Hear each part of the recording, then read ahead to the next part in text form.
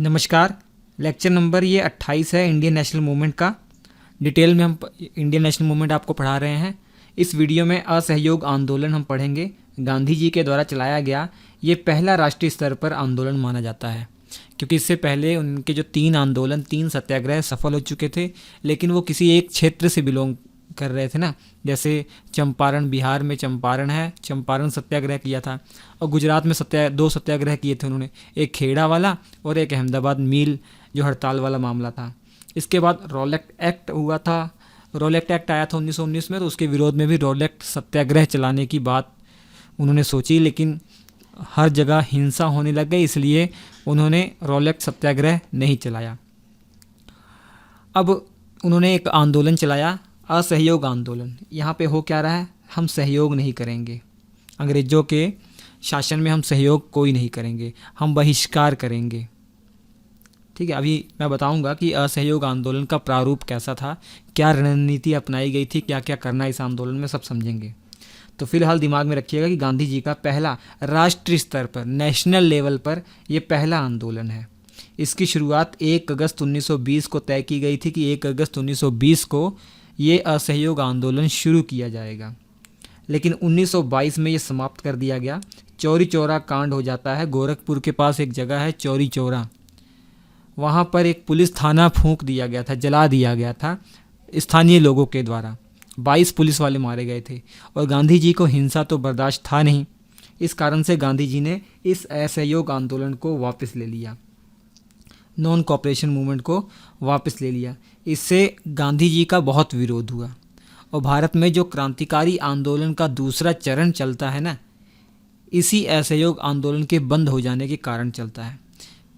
क्रांतिकारी आंदोलन का पहला चरण तो आपने पढ़ लिया, उसके बाद क्रांतिकारी लोग कुछ दिन के लिए ठहर गए थे। गांधी जी आए हुए थे और गांधी जी एकदम पूरा फेमस हो गए थे, तो लोग गांधी जी के पीछे पीछे चल रहे थे। लेकिन 1922 में लोगों को बहुत ही डिसपॉइंट हुए वो बहुत ही उनको खेद हुआ, दुख हुआ कि भैया गांधी जी ने यह आंदोलन बंद कर दिया। इस कारण से जो क्रांतिकारी विचारधारा के लोग थे, क्रांतिकारी राष्ट्रवादी विचारधारा के लोग, वो दोबारा से क्रांतिकारी आंदोलन करना शुरू कर देते हैं। तो असहयोग आंदोलन के ख़त्म होने के तुरंत बाद हम चलेंगे, आपका जो क्रांतिकारी आंदोलन का सेकंड फेज़ है ना, वो हम पढ़ेंगे। ठीक है, उसके बाद गांधीवादी चरण को कंटिन्यू करते रहेंगे। अब ये असहयोग आंदोलन चलने का कारण क्या था? सबसे मेन कारण तो ये दो हैं। रॉलेट एक्ट 1919 आया था, ठीक है, जो काला कानून जिसे कहा गया था, पढ़ा दिया हमने। जलियांवाला बाग हत्याकांड, जलियांवाला बाग हत्याकांड भी रॉलेट एक्ट से ही जुड़ा हुआ है, आप सब जानते हैं, कहानी पढ़ा चुके हैं हम। तो इसी रॉलेट एक्ट के विरोध में ही हमारे जो 2 नेता थे पंजाब के, उनको गिरफ्तार किया था। इसी कारण से हमारे जो लोग थे अमृतसर के जलियांवाले बाग में इकट्ठा हुए थे और वहाँ मार्शल लॉ लगा हुआ था। और जो वहाँ का पुलिस कमांडर था, सैनिक कमांडर था, आर डायर, उसने गोलियां चलवा दी, हज़ारों लोग मारे गए थे। बैसाखी का दिन था, 13 अप्रैल 1919 की बात है मैं कर रहा हूँ। तो जलियांवाला बाग हत्याकांड ये बहुत ही इम्पोर्टेंट मेन कारण थे। लेकिन इसके अलावा और भी कई कारण थे, जैसे प्रथम विश्व युद्ध का जो परिणाम था, जिससे कि महंगाई बढ़ गई थी। प्रथम विश्व युद्ध के बाद महंगाई बहुत बढ़ गई थी, बेरोजगारी बढ़ गई थी। इसके अलावा सेवरेस की संधि हुई थी तुर्की के साथ, और जो खलीफा थे, खलीफा के पद का अपमान किया गया था, उनसे साम्राज्य छीन लिया गया था। इस कारण से खिलाफत आंदोलन भी इंडिया में शुरू हो गया था। और खिलाफत आंदोलन शुरू हो गया था, इसलिए गांधी जी ने सोचा कि एक और कोई ऐसा राष्ट्रीय मूवमेंट चला दिया जाए। खिलाफत आंदोलन तो चल ही रहा है, और खिलाफत आंदोलन में जो मुस्लिम हैं वो सभी भागीदारी करेंगे, सभी पार्टिसिपेट करेंगे राष्ट्रीय आंदोलन, जैसे असहयोग आंदोलन है। तो ये भी गांधी जी की एक सोच थी। तो असहयोग आंदोलन और खिलाफत आंदोलन को मिला दिया था गांधी जी ने। खिलाफत आंदोलन, हालांकि उसका हमारे राष्ट्रीय आंदोलन से कोई लेना देना नहीं था, लेकिन मुसलमानों का भी साथ हमें मिल जाए, ऐसा गांधी जी ने सोचा था। इस कारण से खिलाफत आंदोलन को इस आंदोलन के साथ मिला दिया गया था। अब होम रूल आंदोलन का बंद हो जाना। होम रूल आंदोलन बंद हो गया था, उसके बाद एक कोई आंदोलन हमें चलाना ही चलाना था। ठीक है, होम रूल आंदोलन आप जानते हैं कि स्वशासन की मांग जिसमें की जा रही थी। और 1917 में 1917 में मॉन्टेग्यू घोषणा, जिसे अगस्त घोषणा भी कहते हैं, उसको उसने जब की ब्रिटिश पार्लियामेंट में ही, हाउस ऑफ कॉमन में ही, जो भारत सचिव थे मॉन्टेग्यू, उन्होंने एक घोषणा की जिसके बाद होम रूल आंदोलन यहाँ बंद कर दिया गया। भारत में होम रूल आंदोलन जो चलाया जा रहा था, दो बड़ी बड़ी शख्सियत के द्वारा चलाया जा रहा था। एक तो बाल गंगाधर तिलक जी थे और दूसरा एनी बेसेंट। इसके अलावा 1919 का ये कानून था, मॉन्टेग्यू चेम्सफोर्ड सुधार अधिनियम 1919। तो इस कानून से भी गांधी जी और कांग्रेस खुश नहीं थे। इसी कारण से इसका विरोध करने के लिए एक आंदोलन तो चलाना ही था। तो यही सब कारण है असहयोग आंदोलन के चलने का। जैसा कि मैंने बताया कि 1 अगस्त 1920 को तय किया गया था कि भैया 1 अगस्त 1920 को हम ये आंदोलन चलाएंगे। लेकिन हुआ क्या कि भैया 1 अगस्त 1920 सुबह सुबह ही तिलक जी की मृत्यु हो गई। अब 1 अगस्त को आंदोलन चलना था और सुबह सुबह हमारे तिलक जी की मृत्यु हो गई। अब एक एक्स्ट्रा इन्फॉर्मेशन बता दूं, तिलक जी के नाम से एक तिलक फंड स्थापित किया गया था। लेकिन ये घोषणा, तिलक फंड स्थापित करने की घोषणा, जो 1920 का दिसंबर में अधिवेशन हुआ था ना, नागपुर अधिवेशन, उसमें तय किया गया था। ठीक है, नागपुर अधिवेशन में तय किया गया था। और मैं आपको बता दूं 1920 में कांग्रेस के 2 अधिवेशन हुए थे। एक विशेष अधिवेशन भी हुआ था सितंबर के महीने में। और ये जो तिलक फंड स्थापित किया गया था ना, इसमें 1 करोड़ का चंदा आ गया था। 1 करोड़ का चंदा इकट्ठा हुआ था जिसको आंदोलन में ही लगाना था। अब ये तिलक जी की जब मृत्यु हो जाती है, गांधी जी क्या कहते हैं, ये सब महत्वपूर्ण है कि किन किन लोगों ने क्या क्या कहा। गांधी जी ने कहा कि मेरा सबसे प्रबल जो सहारा था वो मुझसे छूट गया। और जिन्ना ने कहा तिलक जी एक चतुर राजनीतिज्ञ थे। इसके अलावा पूछा जाता है कि किन किन लोगों ने कंधा दिया था इनकी अर्थी को, तिलक जी की अर्थी को। तो गांधी जी ने, शौकत अली ने और किचलू जी ने, इन सब ने तिलक जी की अर्थी को कंधा दिया था। और जो श्रद्धांजलि दे रहे थे ना, तो गांधी जी ने, जवाहरलाल नेहरू ने एक इम्पोर्टेंट बात कही थी, वो भी महत्वपूर्ण है। श्रद्धांजलि देते समय जब इनकी चिता जल रही थी, तो श्रद्धांजलि देते समय आधुनिक भारत का निर्माता बताया था गांधी जी ने तिलक जी को। ये सब बातें कैसे पता लगती हैं? इतनी बड़ी शख्सियत थे वहाँ, तो हाँ न्यूज़ रिपोर्टर तो होंगे ही। तो न्यूज़ रिपोर्टर पूछते ही है ना कि आप क्या कहना चाहेंगे, कमेंट कीजिए कुछ। आज भी ऐसा होता है। तो उसी में गांधी जी ने कहा था और ये अखबार में छप गया था। और जवाहरलाल नेहरू ने इन्हें भारतीय क्रांति का जनक बताया है। ठीक है, अब मैंने बताया कि कांग्रेस के 2 अधिवेशन होते हैं 1920 में। तो एक विशेष अधिवेशन बुलाया गया था सितंबर वाले महीने में, कलकत्ता के अंदर ये अधिवेशन हुआ था। क्यों हुआ था? क्योंकि गांधी जी ने 1 अगस्त 1920 को घोषणा की हुई थी कि हम ये आंदोलन चलाएंगे। ठीक है, और उसी को पुष्टि करने के लिए, उसी पर मोहर लगाने के लिए, स्वीकृत करने के लिए ये अधिवेशन बुलाया गया था, उसी पर चर्चा करने के लिए। लाला लाजपत राय जी ने इसकी अध्यक्षता की थी। जब गांधी जी ने यहाँ असहयोग आंदोलन का प्रस्ताव रखा ना, तो कई लोगों ने मान लिया और कई लोगों ने विरोध किया।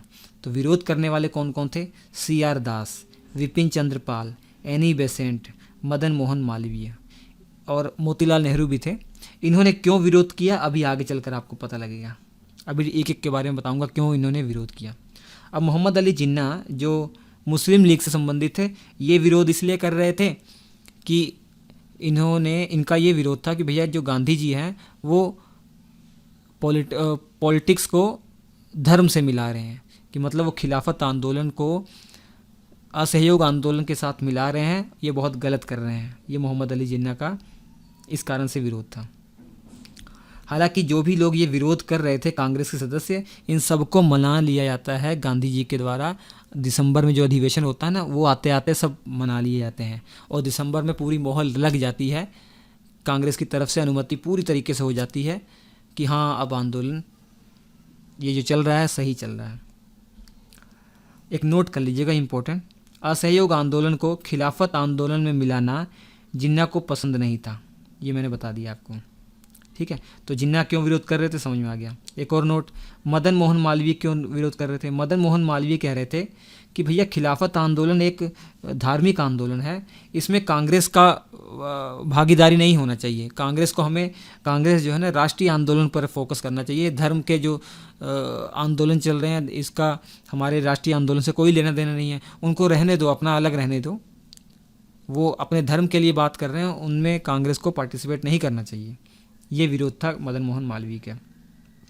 ठीक, और कांग्रेस का वार्षिक अधिवेशन भैया नागपुर में होता है जो दिसंबर के महीने में था।